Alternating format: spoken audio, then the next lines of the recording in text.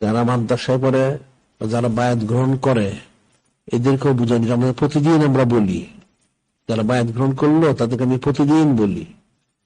কারণ বললে সে বায়াত, অনেকে বায়াত গ্রহণ করতে আসে, মনে করে বায়াত হওয়ার দরকার হইলাম।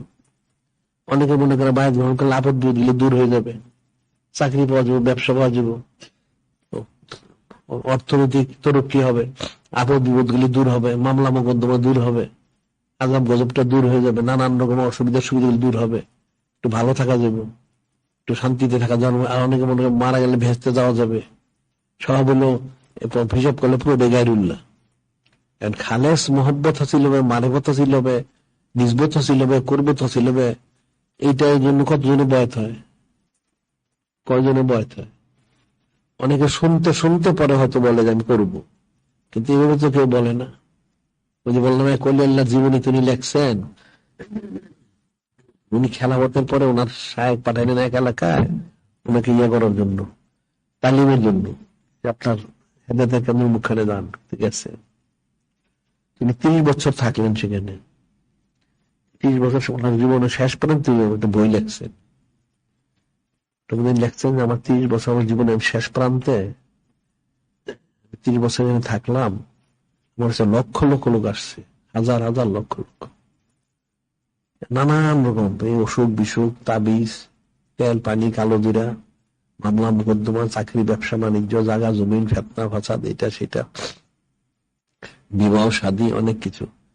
কিন্তু আমার 30 বছরের মধ্যে একটা লোক আমাকে কোনোদিন বলে নাই আমি ওলিয়াল্লাহ হইতে আসছি। ওনার কিতাবটার মধ্যে লেখছেন যে আমার এটা আফসোস যে আমি এত তালিম দিলাম, এত বললাম, এত বুঝাইলাম, 30টা বছর আমি ব্যয় করলাম, এই 30 বছরের মধ্যে একটা লোক আমাকে কোনোদিন বলে নাই যে আমি আপনার কাছে আসছি ওলিয়াল্লাহ হওয়ার জন্য। এটাই কিন্তু বাস্তব। আসলে যদি এখানে বলে, অনেকে বলে আমরা ওলিয়াল্লাহ হইতে আসছি, হ্যাঁ এটা শুনতে শুনতে অন্তরে থেকে কতজন বলে, বিষয়টা তো কঠিন। এই জন্য বারবার বলতে বলতে যদি বুঝ পয়দা হয়, তখন হয়তো সে আস্তে আস্তে চিন্তা করছে ওলিয়াল্লাহ হওয়ার দরকার আছে আমার।